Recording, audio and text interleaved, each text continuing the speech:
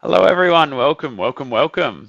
Hello, my name is Matt, and thank you all so much for joining us tonight with this fantastic live stream. I'm joined by a few fantastic AIE staff and colleagues, Alyssa, Nat, and Chloe. Hello, everybody. Hello. Hi. Before we kick tonight off, I would just love to do a quick acknowledgement of country. So AIE, myself and the event officer team, we acknowledge traditional owners and the land and custodians on which we meet. We pay respects to their ancestors and their descendants who continue cultural and spiritual connections to country. So yes, a big thank you to everyone watching. This is a really exciting live stream. It's the Welcome to 2024 live stream. So tonight we're going to be talking about a range of different things. We're going to be looking mostly at some of the student projects created from last year. So that is films, short films made through our filmmaking course. We're going to be looking at some student games created in our game design, game programming, and game art course. And we're going to be looking at some short VFX films made from our VFX course as well. So without further ado, I might pass over to each of you and just ask what I guess is the most exciting thing that you're looking forward to in the upcoming year. We'll start with Alyssa from Adelaide. Hello. Well, honestly, I just love getting to know all of the new students. That is my favorite part, taking them out to events, getting to know them, and then as they go on, like getting to see their games and stuff that they've been creating. So I'm looking forward to getting to know everyone, to be honest. Yeah, it's cool seeing their transition. Really, really fun. Yeah. Awesome. Chloe, what are you looking forward to the most? Honestly, I'm really looking forward to the beginning of the bachelor's degree. So that's starting up very soon, 26th of Feb. Got that on my calendar, so I'm very excited. Obviously, we can do majors in game art, game design, and game programming. So that's really awesome. So a whole new cohort, new level of education for AIE. So yes, very, very exciting. And I believe Sydney have the most bachelor students as well. So there'll be plenty of students to get to know as well. So well done, Sydney. Definitely. And Nat, your favorite or looking forward to Yes. the most in 2024? Yes. Hello from Melbourne. Well, Alyssa stole mine, but I'm going to go ahead and say it anyways. The students, the student projects, I'm a massive fan of. I am a bit biased, so I'm looking more forward to the film in particular, only because I entered this role as a massive movie buff and it will never die out. But yeah, all the games and movies that the students produce, first and second year, are both well noted and well made. Like I can't talk today, guys. They've done an amazing job. Yes, I'm Yeah. very, very keen to see all that. Yeah, cool. And Matt? Oh, What's me. yours? Yeah. From last year. I hadn't even thought about one. From last year. There were, honestly, I think my highlight was one of them. I can't think of the most, but like PAX last year. PAX was freaking awesome. We had these incredible light boxes that just displayed the game or made the games look really, really aesthetically appealing. And we had some really fantastic games, and the quality of our games that we took to PAX, I thought were really, really strong. And the student groups there, seeing them kind of get the opportunity, some of them even they said they were traveling for the first time, like out of the state. And so taking some students on that experience and seeing how happy they were and how much they grew over the period of the year, but also really kind of coming to a large convention and showcasing their game and interacting with God knows what, thousands of punters and people walking by and people interacting with their game. And I know Chad, shout out to Chad, who is our head of faculty for the games business course. He really helped out at PAX hugely last year, setting up the teams and helping organize. He said one of his students emailed him shortly after saying how it actually not transformed his life, but has been a huge moment in his life, which was really cute. I think that was really, really cute to see. Like these things mean so much to some of the students. So yeah, PAX probably, I guess. PAX was awesome. I'm keen for PAX again. Yeah, seeing all of them like just go out into the real world and make those connections with like industries and like people who wanting to like play their game. It's super cute. Yeah. I wonder if you'll keep your voice this year, Nat. Oh, all right, Alyssa. Yeah. I mean, fingers crossed. That wasn't fun. Yeah, we might Chloe need to doesn't get know you. yet. You're No. get excited, Chloe. No, get keen. No, not for losing your voice, but for the event. I'll get keen Yeah. for both aspects. Yes. What you made it through? You made it through what, the Friday, and then it was Saturday you went down. Yeah, Saturday I went. Wait, was it Saturday? No, I think it was. Was it Sunday? I think it was Sunday. The last day. Sunday you went down. Because, Yeah. you guys didn't do pack up. So I'm like, Yeah. see ya. Well we played. remember. We're leaving it with you this year. Let's Oh, remember. nice. Yeah, do it. Honestly, I deserve it. Do it. Yeah. No, PAX was heaps of fun. It was really, really, really fun. Okay, awesome. So we've got a lot to get through. We're going to I think we're going to start with some games. So what we've got lined up for everyone tonight is we've got the trailers of 3 games, we've got 2 short visual effects, and we've also got 2 short films. But because of the length of the short films, I'm going to be doing some really dodgy skipping in the videos. So we'll just watch small little snippets. So we'll get to that in a little bit. But I think let's kick off with the games. So first up, we have Blood Reaver from Adelaide. Alyssa, I believe the team was about 8-ish people. Is that correct? Around that mark? Yeah, 8 Was to it 10, 10? I'm going to say. It was a pretty big Yeah. team. I think it was more like 10. So, Yeah. I know, I think they had 2 programmers and then maybe about 4 artists and the rest were designers. So, Yeah, so that team was spearheaded up by a student, Ewan, who did a fantastic job with this game. It is a first-person shooter. There's a balance between obviously kind of like upgrading. It's kind of like a bit of a hell bullet game. So upgrading guns, killing zombies. You've obviously got things to unlock as well in terms of areas. So I think that kind of gives you a basic description. But let's go ahead and watch the trailer for that one.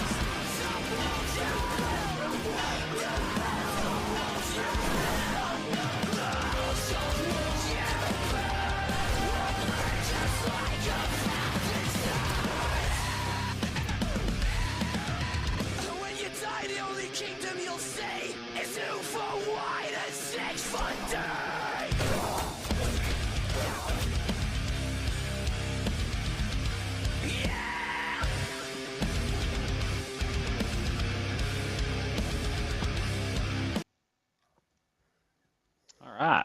Rock on. nice. That was awesome. That was cool as. Don't mind Cool metal. I as. like it. Like it. I must say, It worked with the aesthetically pleasing views that we saw. It definitely worked with that.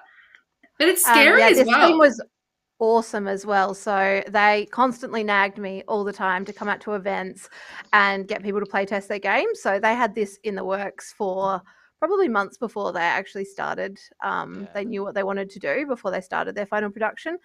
And yeah, every time I had an event coming up, they were like, can we do it? And I remember their last one before they submitted, I reckon they had like 6 pages of notes of bugs and stuff, just like page after page. They were very good and very committed. Yeah, I should have mentioned, sorry, before we put that on. So these projects that we're looking at, the games specifically, so these were done as part of their major production. So at AIE, we have our tertiary education. It's in the form of advanced diploma or bachelor's. Well, bachelor's is starting this year. So last year, these are advanced diploma students in their final year, and these games are made over about a 16-week period, and we call it major production. So what happens is you essentially form a small studio, which is what we've kind of been talking about with the 8 to 10 people. You get programmers working with designers, working with artists, and the idea is you form a mini studio and you release like a vertical slice of a video game. So a vertical slice, imagine it like a cake. You've got like all the layers to it, but it's just not the full kind of like 200 playable hours version of the game. It's meant to be played for a few moments, 10, 15, 20 minutes, half hour.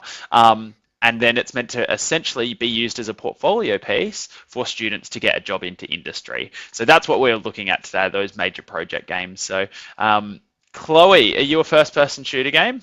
First-person shooter game. First-person shooter Are you person. Chloe? I don't know. She's just a Tell bot. her, she's hesitating. I'm not convinced. No, well, I did play this past year. I did play a bit of Spider-Man, the Spider-Man 2 game, and I did love that. I know it's not technically shooting, but it is shooting. Yeah. So, Did it have the same soundtrack? but no, I do love my Spider-Man, but Yeah. yeah, and maybe a bit of Call of Duty as well. So yeah, definitely I don't mind a yeah. bit of first-person shooting. What about you guys? Yeah, Not me. same here. I feel like even just watching that, even just watching that trailer, it's something that you want to do it because even though it's scary, they're coming at you. You feel like you're actually in real danger, and it's just like, oh my god! So like I when know. you die, it's like I'm gonna do it again and like beat it this time. But it's like it's the same as like watching a horror movie. It's just like it's so thrilling, but you have to get through it. So yeah, I definitely give that game a go. It looks really cool. Oh, Well, they Natalie, are have you taking it played- further, that Oh, game. sorry. Yeah. Yeah, Pretty much that's so too. exciting. Yeah. That's So- awesome. So they should. Yeah. So shout out to Great Hell team. Byte Studios. Yeah, they've got some funding, so they're actually going to be essentially spending this year professionally polishing up and turning it into a full playable game. And I believe the team said release date around 2025, mid 2025. Is that correct, Alyssa? Do you remember from? Can't remember. Can't but remember, yeah. sounds about right. But if you Google it, it will definitely come up. So Blood Reaver by Hell Byte Studios, definitely watch this space for them. So Look awesome them game up. and Yeah. well done. Yeah. The next game trailer that we're going to be looking at is a very, very, very impressive game. It's Metal Leviathan by Metal Leviathan Studios. It was completed by our online campus, and this one is kind of like a top-down mech shooter discovery payload style game. So there's a lot of different. One of the reasons it's very impressive is because there's just a lot built into the game, which if you're considering is only 16 weeks of development. Very hard to do, especially well. I believe Alyssa, Nat, Chloe, you've already probably all seen it. Your AIE students have a really bad, what's the term? A really bad knack for trying to overscope, we call it, which is trying to fit too Yeah. much in a game and then not being able to deliver all of them. But this game, Metal Leviathan, really kind of hit the head on delivering all of its Nail on the promises. head. So yeah, hit the Yeah. nail on the head. So what did I say? Hit the head on the. Oh. On the nail. Loser. All right, let's have a look at the trailer.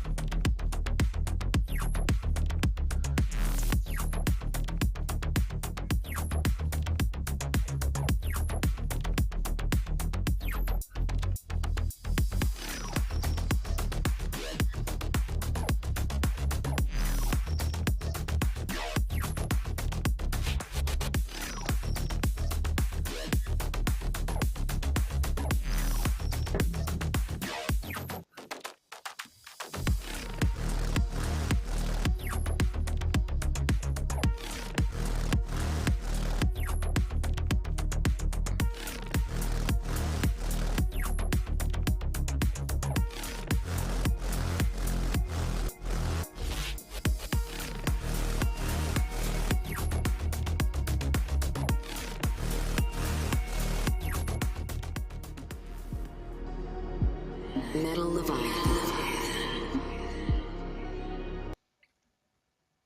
Ooh. That was awesome. Yeah. I love Alright. I love the like machines. You can really tell they most probably use Maya for them. Hey, you can see that.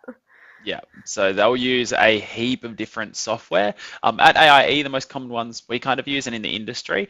So Maya for modeling a lot of things. So probably a lot of those objects you would have seen in the game, even the rocks, the terrain, the tanks, obviously, the weapons probably modeled in Maya. And we also use ZBrush quite a lot as well. So ZBrush is kind of like, it's a sculpting program, but imagine 3D digital clay, and you can kind of really get high detailed characters. So a lot of the time people will use ZBrush for if they're creating their main character or some of the characters, because you can go into the really fine hair details, the cheek, the crow's feet if you want, and get all the really juicy details. So, but we also use like Substance Painter, and there's a whole suite of software that we have available for the students as well. But Nat, thoughts on Metal Leviathan?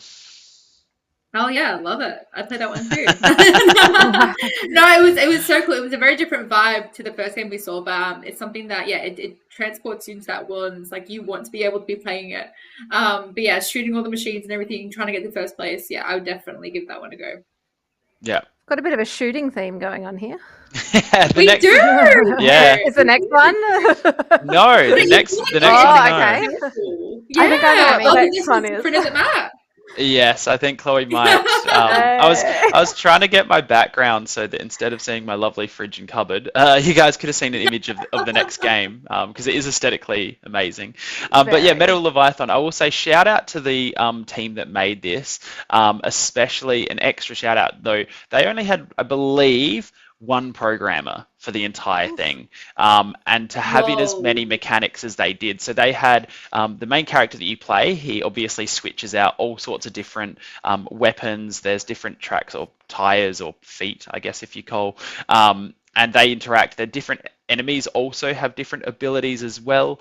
You've got obviously different abilities on your main character. There was so much that he did, and it was just so impressive. I remember when we were doing the beta testing or alpha testing even, or pitching the ideas of the game, I sat in on the on their discussion, and everyone kind of gave feedback. Oh, you might be overscoping here, might be overscoping, and the team were like, "No, we've got this." They delivered, so well done. And it's so well polished. It still amazes me. I don't know how these students are able to produce this level of games. Yeah, it's crazy. Yeah. Yeah. Also, a quick fun story about Metal Leviathan. We were, I was doing a recording of their gameplay, and one of the members of the team was playing the game. He was the one sharing screen, and he was talking a fair bit because I asked him a fair few questions. And for some reason, when he was doing the gameplay video, he decided to have it on like the most extreme difficulty. And so like you could see like almost like sweat breaking out because he's trying not to die every 2 seconds. I can't die my own game. And afterwards I was like, why did you put it up to different? He's like, I don't know. He's like, I just clicked it. All right, so next game we have the final game for tonight is a game from the Sydney campus. Shout out, Chloe. It is Skysurge by Bio Blue Games. Thank you, that's the one. Bio Blue Games. And this one here is a speedrunner. It is an absolutely beautiful game in terms of the artists have done a 11 out of 10 job, but once again, in a very speedrunner fashion, jump around, use abilities, you grapple hook, etc. But without me kind of, I guess, explaining further, let's go ahead and have a look.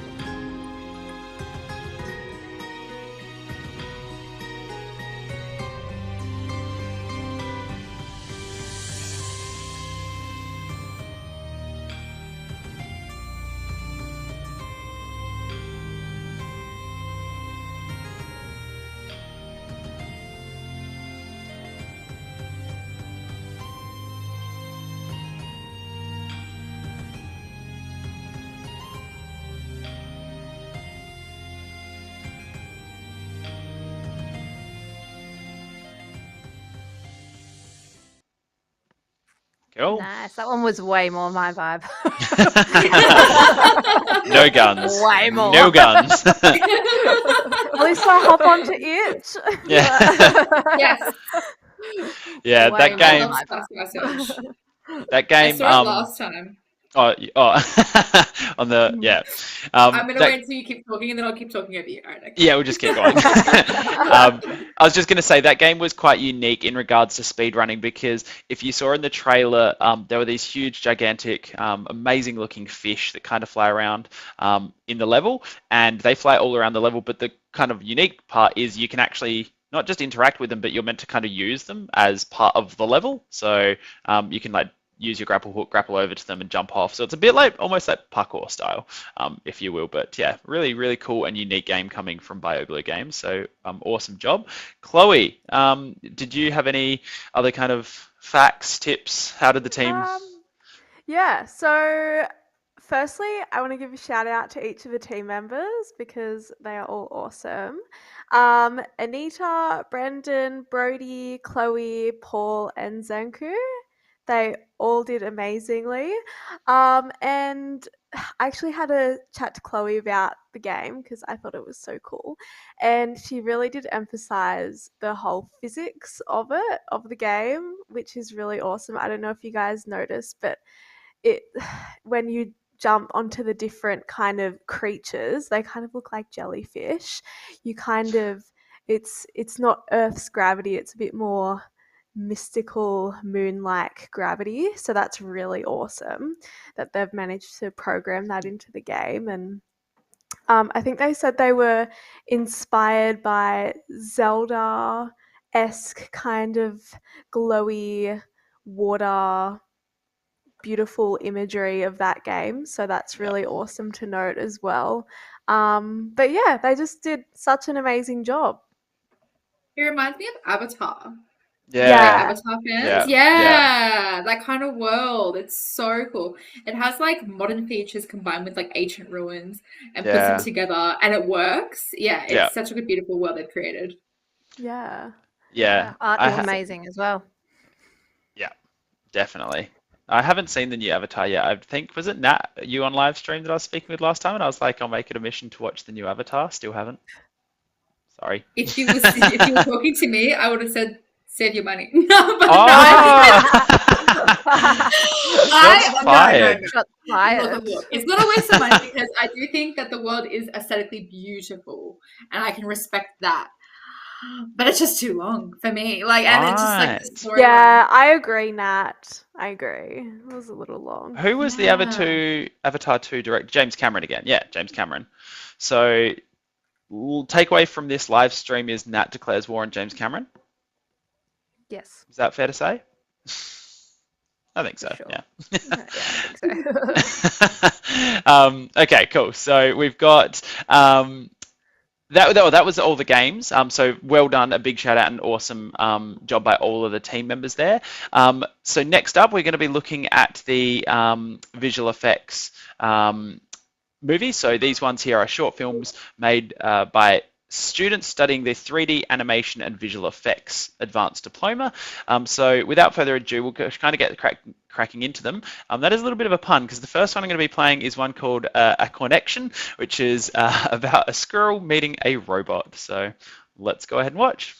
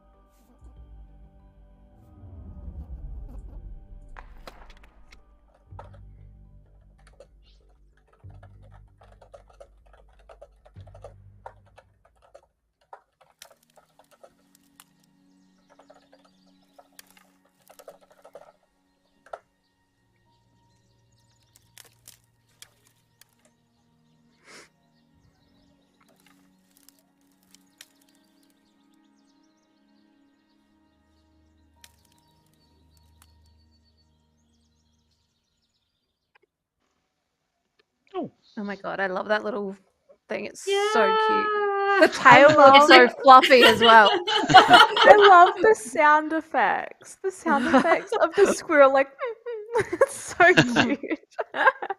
Like even like nature versus tech. Like you see this like natural world around you, and Yeah. it's so beautiful, and then he drops through this hole, and then you see like this dank space with just technology, and then the robot awakens. It's so cool, the contrast. They did it Yeah. so well. Yeah, loved it. Yeah, Liz, what was your kind of takeaway from it? Yeah, it was good. I loved it. Again, I love the little what is it? Squirrel. Possum? Squirrel? Raccoon? No. Squirrel. Squirrel. Squirrel. Squirrel. It's cute, Yes. whatever it was. Yeah. I always find it crazy at the end of those like short clips that we play from VFX, because you just look at the sheer amount of people on there, right? And it's just like, okay, that clip was how long, Matt? Like A minute 45 11 seconds, something? a minute? Yeah, yeah. And it's like, how long will it be taking people to make like a Marvel movie? Like it, and how many people? Like it's Oh. insane. Yeah, so many thousands. Yeah. It's Yeah. insane. So when we're watching these, it's really important to remember, and like I guess this is something that you're not aware of until you either have come to a place like AIE or you've kind of self-taught a bit of like animation visual, but like these things do take ages to make. So you are essentially starting from nothing and you're building every single object. So everything you see in these games and films, like all of it was created by students and through that pipeline of basically creating it in grey, then adding textures, then animate, or then rigging it, so giving it a skeleton to be able to animate it, then animating it, and then there's God knows how much left of the post-production, like your compositing and your final editing and your polishing. So it's a long process. So It sounds yeah. crazy. say, And Yeah. Oh. you kind of take it for granted though when you watch a movie, because like let's be real, Yeah. no one enjoys watching the credits. Yeah. No one. Fair. Unless it's an Absolutely end fair. of credit scene, it's a Marvel movie. Then you've got to stay. Yeah. in with it. Yeah, they played it pretty well. See what they did there. Yeah. But I mean, even these students just adding it to their portfolio now. Like that's been Yeah. done forever. They've done this now, and they can like, take it to industry and say, "Hey, this is my resume." So it's so cool. Yeah. We've had hundreds of students who have worked on the Marvel movies over the last 10, 15 Yes. years. So it all literally begins with just like short little films like that. Get that in your portfolio, apply, and then what we've seen here in Adelaide, Alyssa, there were 2 girls of the 2020 cohort when I was the event officer for Adelaide, that their first ever professional project they worked on was Shang-Chi and the Ten Rings here in Adelaide. So insane. Their first ever project. Yeah, like they essentially That's finished high school, amazing. came straight to AIE, did the 2 years in animation and visual effects, landed a job in studio, and then their first ever professional project was working on Shang-Chi and the Ten Rings. So Show Wow, off. you'd be pretty proud of That's amazing. yourself for that. Yeah. That's incredible. yeah, What an and that- accomplishment. Yeah. yeah, and there's lots of students like that. Like I guess without hogging up screen time from away from our student projects, but yeah, it's insane to see the opportunities that people get here in Australia. Like we have so many talented artists and so many talented studios. So awesome. All right. So next up, we've got another visual effects project. This one here is called Last Hope, and it is about a small girl and essentially humans meeting and interacting with alien life for the first time. So once again, let's go ahead and watch.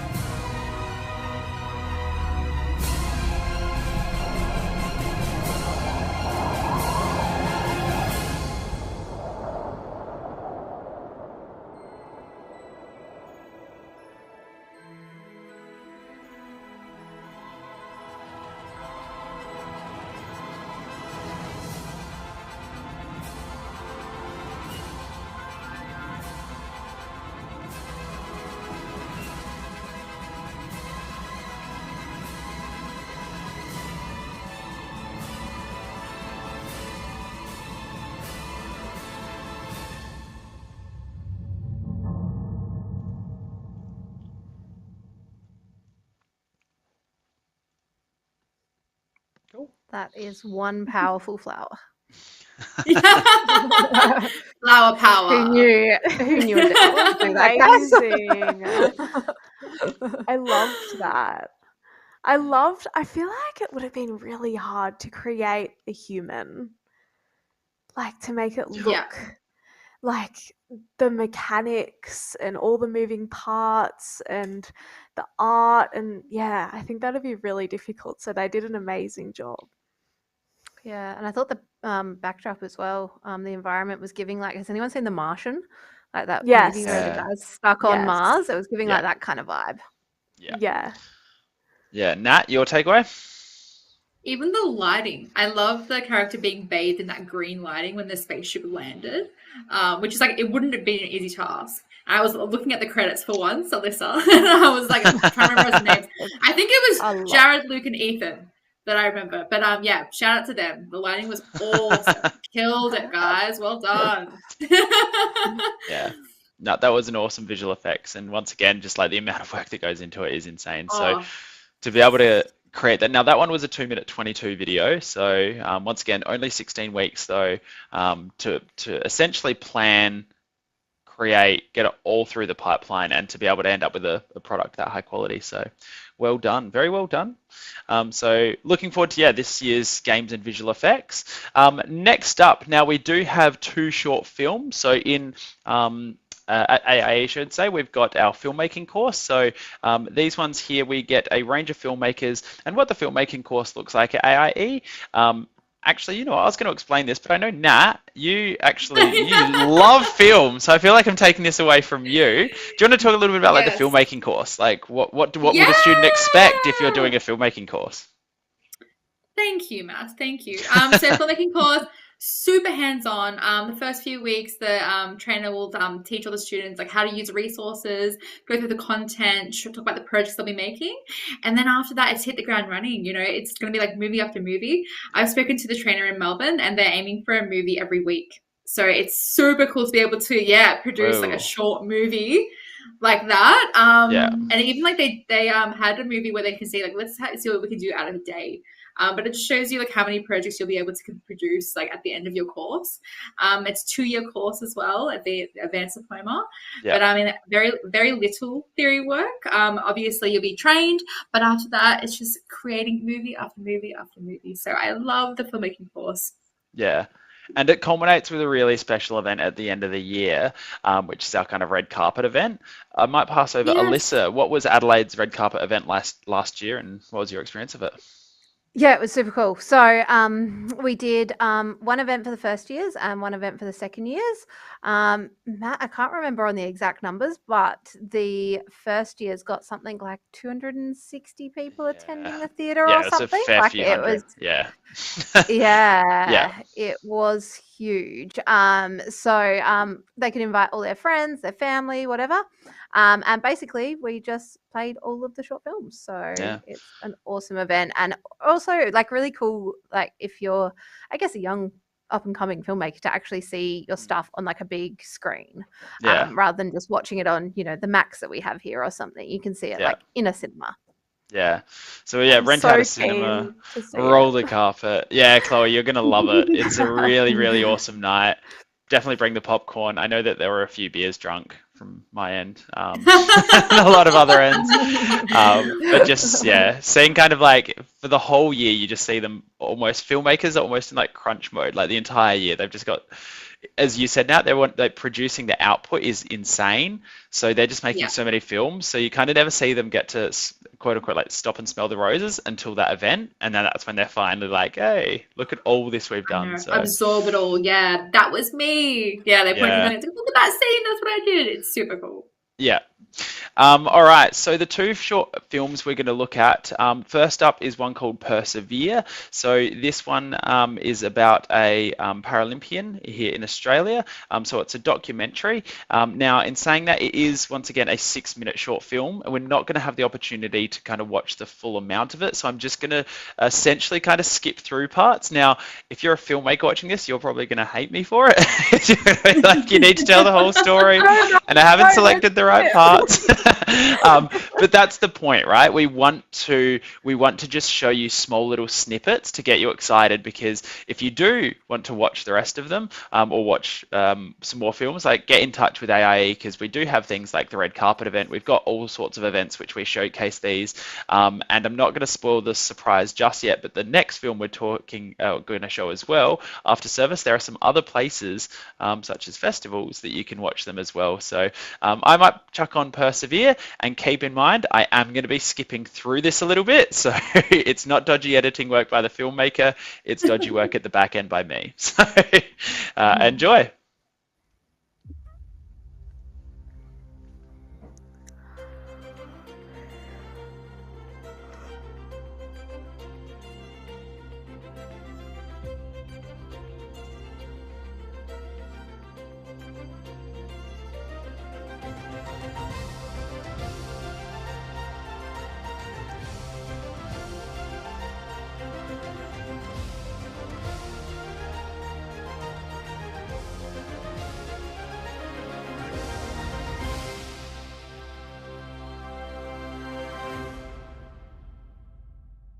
I remember when I was first over there in Italy, and that was my first experience on a national team, and just sitting in the water there in my boat, and just like Swiss Alps, snow-capped, just like I'm in Italy rowing a boat. And it was like 2 years ago. I was managing like a dusty work site for 10 boys and getting work done. It was just such a surreal feeling where I was at, and everything I'd done to get there. So yeah. I was, drinking beers and surfing and playing music and, living my 20s. I just started to get after it. It was just like everything was on. All my emotions were heightened. I didn't drink for 12 to 18 months afterwards. I just knew I needed to stay really on point. Got to a point maybe 8-9 months into the rehabbing and healing up and learning how to walk and wearing prosthesis. I was just like, how far can we push it? When you experience trauma, or you're experiencing your back's up against the wall because of whatever reason, you have a huge amount of opportunity to grow, and like it was just happening, and I was like, this is insane, let's keep pushing, let's keep going. And that's when I really started to think about the Paralympics or representing Australia and going down that path.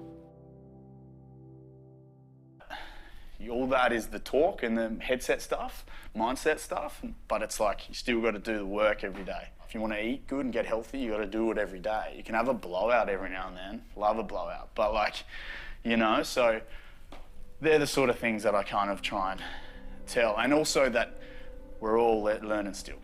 I fuck up all the time still, and like, I honestly sometimes feel I'm like 21 still, but I'm 36, and it's just like trying to be a better dad and a better husband, a better person. It's always working on that as well, not denying that that is perfect ever, and it's not, trust me. So it's like, you've grown because something's hard. It's like, it doesn't need to be a traumatic experience, but like anything that's hard in life requires you to think, act, change, all of that. And that process makes you grow as a person.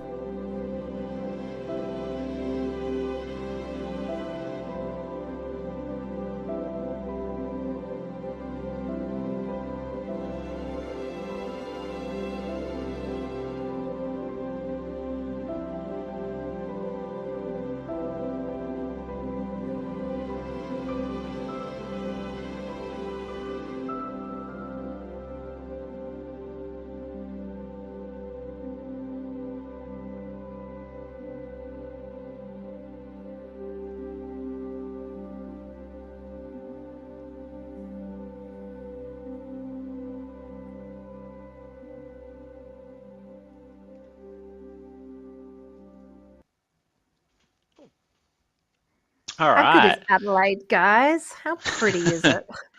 Adelaide. Pretty cool. represent. Not gonna lie. That drone shot as well. It's like, ooh. I know. They did it Yeah. really well. Yeah, I loved it. Beautiful. What a slay, Adelaide. I do need to go. Yes, this is a subtle ad for Adelaide. This is Adelaide. Brought to you by the city of Yeah, brought to you Adelaide. and AIE. Not sponsored. Yeah, no, awesome short film there. Absolutely encourage everyone to kind of, once again, get into contact with the campuses, reach out. I'm sure you'll be seeing that short film pop up at a few different film festivals and such. So really awesome job, and thank you so much to all the people behind the scenes that made that possible as well. But Nat, what was your thoughts on Persevere? Yeah, I thought Persevere was really inspiring. It's something I love, like all the true stories, and just seeing like a short movie about someone's life, and like, losing their leg and getting a prosthetic one, and then still pursuing their dreams. It's so cool how they shot it, and the right questions they've asked. Is was it Jed? Yeah, Jed, the World Paralympic champion. Super cool. Just getting insight, into their world and like what actually happened and their goals for the future and the mindset they were in as well. I think you mentioned as well, like the mindset, like experiencing trauma, you've got to think, act, and grow as a person. I'm like, wow, yeah, super cool. Yeah, really, really inspiring. I would definitely watch Persevere. Wow, that was what you took from that. I took the bit that he was like, blowouts are allowed, and I'm still an Olympic. He's like, I love a blowout. I'm like, yes, so relatable. Yeah, relatable. I remember, he said he wasn't drinking it for 12 or something months after, but then he now and again, he loves a blowout. I'm like, yeah, hell yeah, rock on, Jed. Go, Jed. Jed. No, I just love I love how film is more than just film itself. It's everything else. It's the story. It's more than just the camera angles and your quality of camera or the software. It's the person. It's the personality. It's the subject. It's so much more. And I think that was they did a really good job at making it seem so effortless. So that was really cool. Yeah, that one, honestly, when I watched it for the first time, I was like, that could have genuinely been on a Netflix special, or it had the quality to definitely have been for sure. A professional production. So that's awesome. Now, before the next one, there's two very important things to say. One is, first of all, congratulations to the team of After Service, and I might pass over to Alyssa to explain why. Yeah, cool. So After Service, which we're about to watch, they actually entered into the Fluorio Film Festival here in Adelaide. So Fluorio is quite a big area in South Australia. And they came away with 3 awards. So I've got them up here. They won the Focus on Fluorio Award, the Young South Australian Filmmakers Award, and also the Fluorio Audience Choice Award as well. So, got 3 awards. Amazing. And one of these awards, they got a $500 cash prize as well. I don't know about you guys, but nothing I ever created in uni or TAFE got $500 prize for doing. So pretty cool that they can actually go into something and get some money back for something that they've made while they're studying as well. So I'm sure we'll be seeing this one in a few more, I guess, film festivals and things like that coming up. Yeah. So no, well done to that team, especially Hamish, who is kind of the, I believe, director and the creator of it as well as his team. But fantastic work. To be nominated is a challenge itself and to be something really proud of, but then to also win 3 of the 5 categories is ridiculous. So incredible. So big word, well done. The second thing that is very important before we play this one is I'm going to play snippets. Now, there's a bit of mature age language involved in this one. So the premise is essentially the life of hospitality for a chef. So the story takes you through a chef in a very heated, pun intended, moment in the kitchen, but then it kind of goes a little bit further and kind of shows you a bit of the background of maybe why he became a chef or some kind of past memories of his.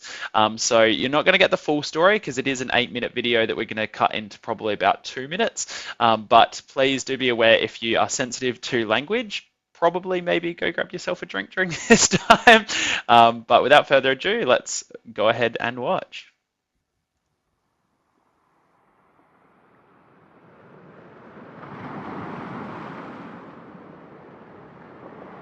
Hey, Matt.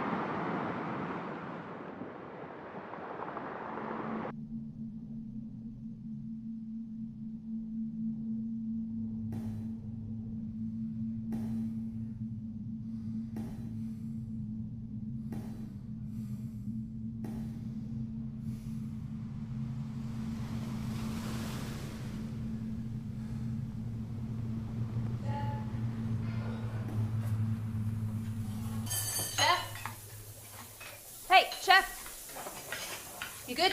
Yeah. How far is life on him? Fine, Chef, but should Do not forget the jus, please. Chef, yes, I know about the jus. Need you here, now. What? It's bland. Sauce is fucked. What? Why? It's bland. Reduce it and have salt. What the fuck are you talking about? Servers in this order. Don't stress about that. I'll add the stock. You're not adding your fucking stock to the fucking sauce. It's not great flavour and a shitload of umami. And I said no. Matt! Yeah, I'm coming, alright? Just reduce the fucking sauce, please.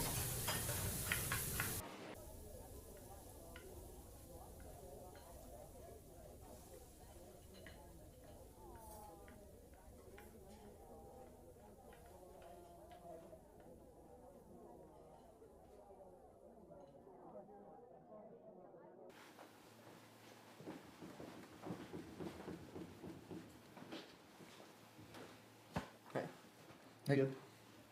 Yeah. You? Of course. See you tomorrow. Yeah? Yeah.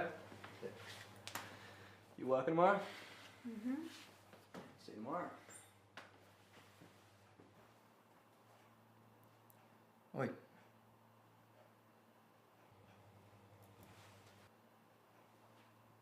Go home.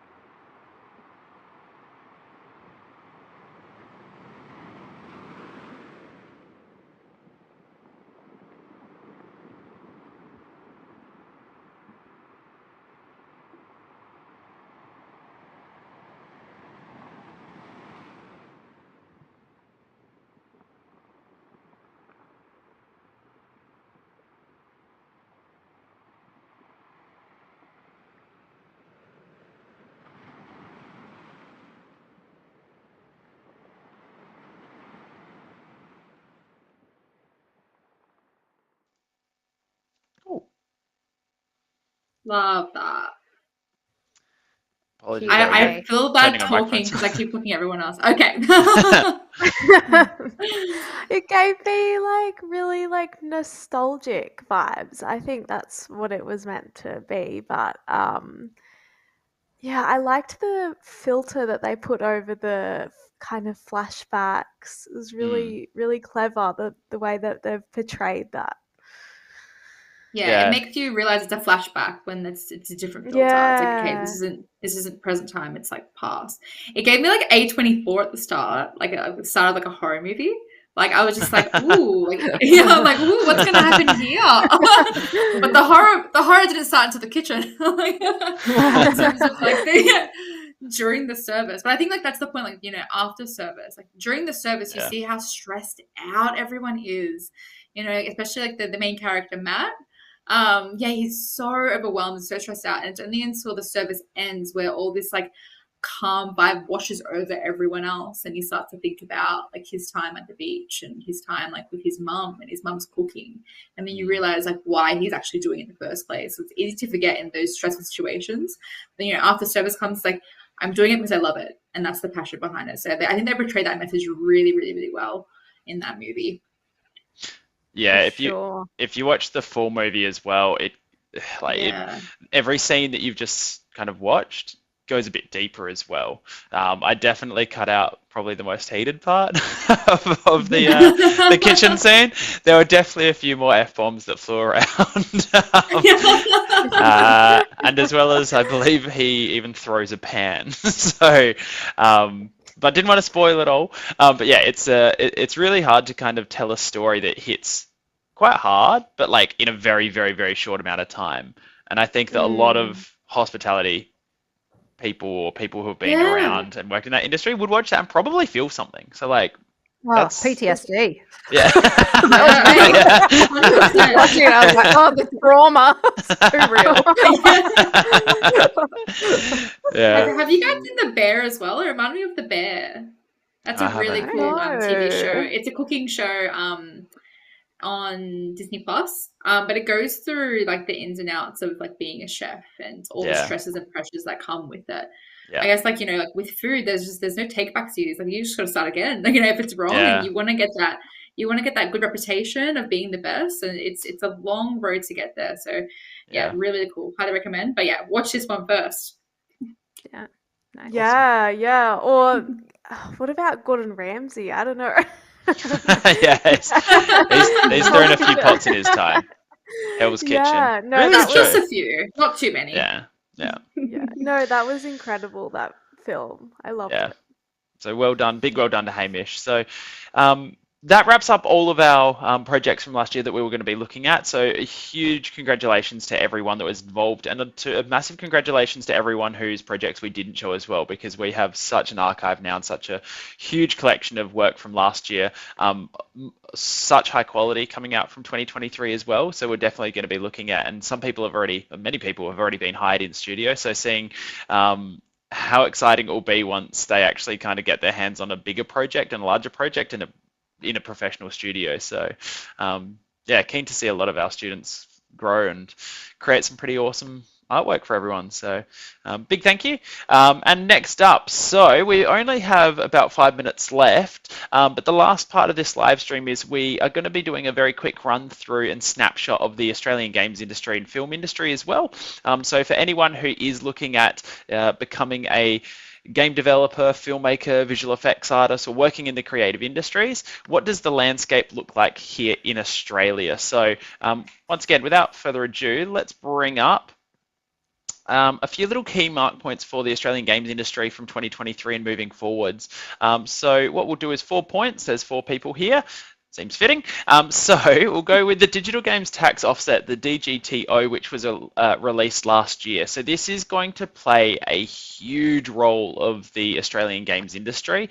So for those that aren't aware, the Digital Games Tax Offset is an initiative created by the federal government to increase and to grow the games industry in Australia. So worldwide, it is the industry, or the games industry is worth hundreds of billions of dollars, not hundreds of millions, hundreds of billions of dollars. And so Australia are trying to position themselves to get part of that revenue.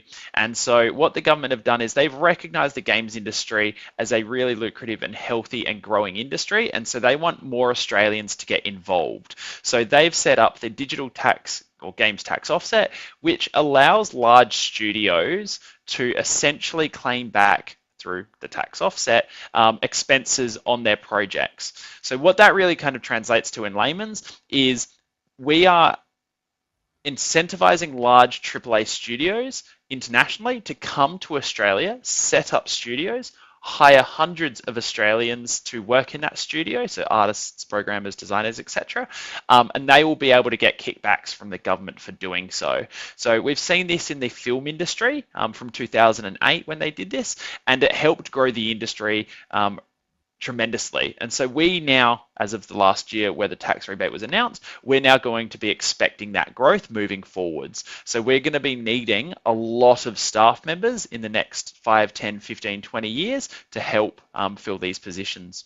So that's a really exciting and massive win for the Australian games industry. So I might pass on to Alyssa to talk about the net worth. All right, so as we can see there, 4.21 billion is the net worth of the games industry. Obviously a huge amount of money. I guess a big part of that as well, I mean, I've been at AIE for almost 2 years now, and I think we've actually changed that industry worth probably 3 to 4 times in like the small amount of time that I've been here. So it just shows you how crazily it is going up as well and how quickly it is going up. A big part of it as well was COVID, when people couldn't go out to restaurants, go see a movie, do whatever they normally do, they could pick up a game. And we also saw, I guess, a big demographic change in who was playing it as well. For instance, my mum, she would not consider in any way herself a gamer, but over COVID, man, she was playing a lot of Words with Friends. Yeah. It did change a lot of things, and it just keeps growing, I guess. Yeah. So yeah, over to you, Nat. Yeah, cool. So 1 in 4 developers are female. Super exciting. I remember when I first started, it was 1 in 5. And when I say when I first started, that was just last year. But that just shows, like, Alyssa, you know, like how quickly it's changing. I mean, we want that change. We want that growth. We want to shrink that gender gap. So like I always say, you know, but disregard the gender, just pursue what you're passionate about. And it looks like a lot more female developers are realizing that you can enter the industry, like they don't care the gender, and you pursue your passion. So it's super, super cool to see it's 1 in 4 developers now. Let's keep going until it's completely equal. We've got this, girls. Moving on. So obviously 17% increase in employment from 2022 to 2023. So that is really, really awesome. Obviously, as Matt mentioned, we've got that tax offset. So that's encouraging a lot more companies to come on, move to Australia and obviously fill those positions. I found a stat. It said 70% of the game studios surveyed across Australia said they plan to hire new staff in the next year. So that's really awesome. Yeah. Good news for everyone at AIE. Yeah. 17% for an industry is really, really big. So if in a single year. So if anyone is looking at I guess the next 10, 15 years and what industries they want to work in, the games industry has been really healthy. Back in the 90s, it was really tough, if not impossible, to have a full-time salary position in the games industry. But these days, there's thousands of people who do it, and it pays for their food on the table, their kids' education, housing, etc., etc. So we live in a pretty fantastic time if you want to be a game developer, which is exciting. Cool. All right, let's jump over to the film side of things. So film and visual effects and the films industry. Once again, we'll take it from the top. So in 2023, the government have announced the $400 million location incentive, aiming to create 8,000 jobs annually. So what this is, essentially, once again, the Australian government recognises industries that generate insane amounts of money, and they want to prepare and position Australia to be competitive in them. So the $400 million location incentive has incentivised filmmakers, but more so kind of like actors, actresses, to come to Australia and to create some really large blockbuster films, and we've seen that in the last 5 years. There's been a number of fantastic projects created here and movies created here. I believe I was reading that this $400 million location incentive, the Prime Minister was actually talking with Baz Luhrmann for it. So these really famous, kind of really key people are once again helping Australia and people like our students who have that dream of creating these movies, making it a reality and giving them the opportunity to. So $400 million goes a long, long way for these. And especially when you're looking at, 8,000 jobs Australia-wide annually, which is huge. So once again, we need the students, we need the graduates to fill the positions. So really exciting, looking forward for them. So I'll pass over to Alyssa to talk about the size again. Alrighty. Wow. Dealing with billions again. I wish that was in my everyday life in my bank account, but here we are. All right. So worth 5.1 billion. Again, the time that I've been here, I think we've updated this 2 or 3 times as well. 5.1 billion is a lot of money to be pumping through an industry, obviously. Again, like with games, COVID was a huge plus for films as well. I don't know about everyone else, but my Netflix got an absolute pumping over COVID. And there was absolutely nothing new coming out because no one could go anywhere. So everyone wanted new films. And still that's the case. So yeah. Natalie's laughing because she agrees. that amount was of me. films. I was one of them keeping the film industry afloat, but it's just like I was one of the people that's like I was worrying like how's the film industry coping? It's like, but it just shows it's thriving. It is absolutely thriving still. So it's super encouraging for any filmmakers out there. But largest virtual production studio in the world. I know I was really excited when I heard this fact. I hope you guys are excited listening to this. But we actually have Net Studio that have created the largest studio in the world, and they're in Docklands. So if you're thinking about coming to Melbourne and studying filmmaking, come to the Melbourne campus, study film, and like the Docklands Studios as well. It's only a kilometre away, which is super cool. And we actually have a virtual production set on our campus too. So you actually be learning firsthand what it's like to be in a VP studio, because we need to train you guys to fill these roles. There's going to be a large studio in the world. You need to fill them up. So we're going to help you get there. So super exciting. And I'll just quickly spook there as well. Oh, 100%. What is that? Melbourne spook. Melbourne spook too. I don't know what you're talking about. Chloe, I'm just going to jump in and piggyback off of what Nat's saying. Yeah, you're right. The virtual production technology, if you are at a computer and you don't know what that quite is, give it a Google. But it's new technology surrounding, it's a tool for filmmakers to use. If anyone's seen The Mandalorian, that was kind of one of the really big first, I guess, key mark or blockbuster series or movies made using that technology. It's really, really, really new. A lot of film studios don't have access to virtual production technology. And AIE, we are really lucky. Our CEO was, and board of directors, executives, and the team here were really generous being able to spend the money back that we raised from tuition back into the technology. So we actually have virtual production capacity here in AIE, and we actually train, and we're one of the first educators in the world doing training around virtual production. So really, really exciting, because as Nat said, you've got the largest virtual production studio in the world, a kilometre away yeah. So pretty exciting and rare, extremely rare. So that's awesome. But pass over to you, Chloe. Yeah, so I also wanted to piggyback on the virtual production studio message there. Obviously we have one in Sydney as well, and if you want to come have a look at it, I can give you a campus tour, have a sneak peek of what we have to offer here in our like little film section. So that's really cool. But yeah, total employment has increased 83.1% since 2016. So I don't know about you guys, but I learnt that Fox Studios is now Disney Studios in Sydney. So that's obviously a massive name. Disney, obviously, they're making so many films these days, and you know, to be able to have that right in our backyard is just incredible. So yeah, employment is on the rise in films. So that's amazing. Yeah, and once again, just kind of, we look at numbers a lot of the time, and we're kind of almost numb to them because we see so many in our general life. But for an industry to grow 83% in 7 years, imagine an industry almost doubling in 7 years.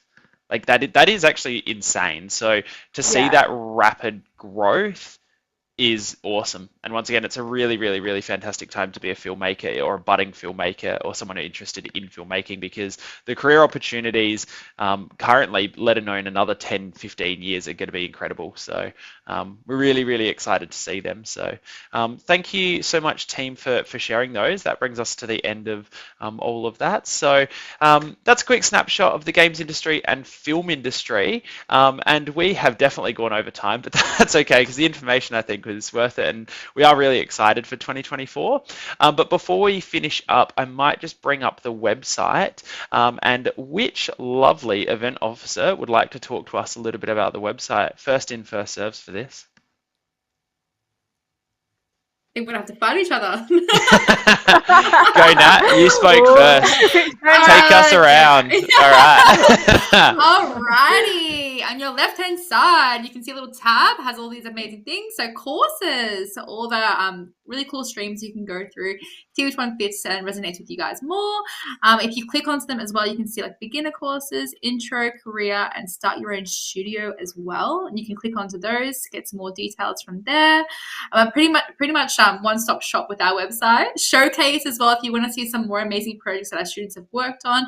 Talk about grad success, gallery, super fun things to see what you could actually be doing, and actually get to see some of the people as well. You can see some of our graduates here that have some really cool titles now. Initiatives that we've gone through, student information. So like, what would it mean for you to be a student? You can look at like interview portfolio. That's something we would look at for when you apply. Work experience as well. If you're thinking, I want a taste of it, I'm not sure about it yet, you can do work experience and get a taste of it for that week and see if it fits with you. Scholarships as well. If you're stressing about, fees and everything, you can actually apply for scholarships. Campuses, you can ask a question. It'll go to the correct campus that suits you, that's closest by. And then, book a chat as well. So super easy to navigate. And then you can just also, the best button there, apply now. So if you can apply now, and then you can see which course you're applying for. Super simple. I've done it before, just to see how that goes, and it's really easy to navigate. Just ask for a few details, and then by the end of it, you click submit, and then we book an interview at a time that suits you. So very, very convenient. But yeah, that is the AIE website. Yep. So heaps of resources. She smashed that. So a lot of resources there for everyone. Once again, Nat hit the nail on the head. I'll say it correctly this time, which is, if you have any questions, just ask us. As you can kind of see, we're pretty goofy. We're pretty easygoing. So just get in touch with us, and we're more than happy to give you information and guidance and help you, I guess, if you have a passion in games, film, creative industries, on how to make that a reality for you and turn it into a career. So a big thank you so much to Alyssa, Chloe, and Nat for joining me tonight. I had a lot of fun looking at the projects. Before I kind of finish off the last stream, I'll say, does anyone have any messages for anyone watching and for the new year, or for something we've mentioned on the stream? We'll start top right. Go, Alyssa. Oh, geez. Slay. Slay. Slay. People watching, I'm inspired. Excellent. Chloe? Slay and slay number 2, and thank you so much for watching, and thank you to Matt, Alyssa, and Nat for the lovely live stream. Cool. And last but not least, Nat. Yes. I am not a movie maker, nor am I a game developer, but I love movies and I love games. So we need you guys to enroll to be able to make those amazing games and movies so we can actually play and watch them. So come on down to AIE, and thank you for watching. Yeah. Awesome. Thanks, everyone. Have a good night, and we'll catch you on the next live stream. Bye. Bye. Bye.